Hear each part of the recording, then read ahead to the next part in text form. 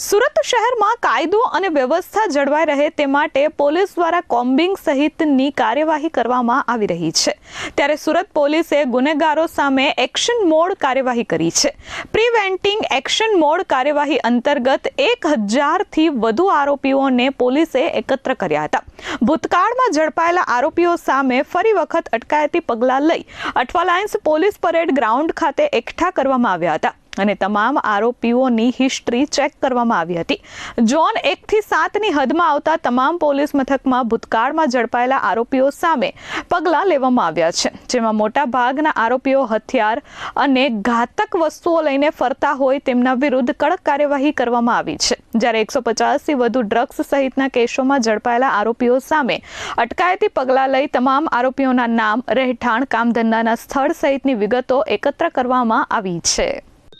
सूरत शहर पुलिस द्वारा गैरकायदेसर हथियार, एनडीपीएस અને આર્મ્સ એક્ટના લગતા જૂના ગુનાઓમાં આરોપી થયેલા હોય એવા અને સાથે સાથે જે ચેકિંગ દરમિયાન પકડી પાડવામાં આવ્યા હોય એવા તમામ આરોપીઓ વિરુદ્ધમાં એક ખાસ ઝુંબેશ હાથ ધરવામાં આવી હતી અમારા માનનીય સીપી સાહેબની સૂચનાથી, જેમાં સિટીના તમામ અધિકારીઓ, સેક્ટર અધિકારીઓ, ડીસીપીશ્રીઓ, પીઆઈઓ, એસીપીઓ, આખી તમામ ફોર્સ જે છે વિસ્તારમાં જઈ અને ચેકિંગ હાથ ધરવામાં આવ્યું અને એ ચેકિંગના અનુસંધાને લગભગ અમે જે જીપી એક્ટ 135ના કેસીસ કર્યા છે એમાં 1700 જેવા કેસીસ કરવામાં આવ્યા।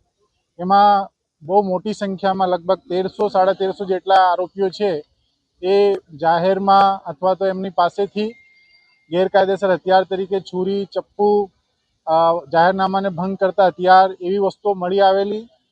એના અનુસંધાને એમને વિરુદ્ધમાં કેસ પણ કરવામાં આવ્યા છે અને સાથે સાથે તડીપાર ઇસમોને ચેક કર્યા છે, હિસ્ટ્રી શીટર્સને ચેક કરવામાં આવ્યા છે, એમસીઆર્સને ચેક કરવામાં આવ્યા છે।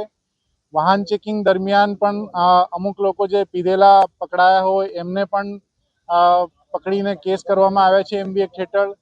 અમુક વાહનો જે છે ગેરકાયદેસર હોય તો એમને જપ્ત કરવામાં પણ આવ્યા છે। એટલે છેલ્લા 1.5 મહિનાથી આ જે ખાસ ઝુંબેશ હતી એ પણ ચાલતી હતી ને આજે હેડક્વાર્ટર ખાતે લગભગ 1000થી વધારે એ જ આરોપીઓ જે છેલ્લા 1.5 મહિનાની અંદર અલગ અલગ પ્રકારના ગુનાઓમાં હાથ ઉપર આવ્યા હતા એમને આજે પ્રિવેન્ટિવ એક્શન માટે એક સાથે બોલાવી કલેક્ટર સાહેબને ની ટીમ મારફતે, એક્ઝિક્યુટિવ મેજિસ્ટ્રેટ મારફતે પ્રિવેન્ટિવ એક્શન લેવામાં આવી રહ્યા છે અને એને સખત સૂચના આપવામાં આવી છે કે હવે ફ્યુચરમાં આવા કોઈ પણ ક્રાઇમ એ લોકો કરશે તેમના વિરુદ્ધમાં ઓર હજુ કડક કાર્યવાહી કરવામાં આવશે, કેમ કે તમામ લોકો જે છે એ પોલીસના ચોપડે ચડી ચૂક્યા છે અને સાથે સાથે પોલીસની રડારમાં રહેશે।